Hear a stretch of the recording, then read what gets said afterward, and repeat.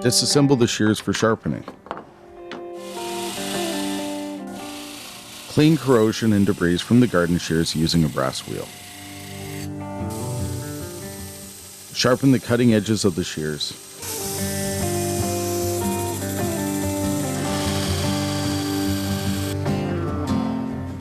Deburr, lubricate, and reassemble.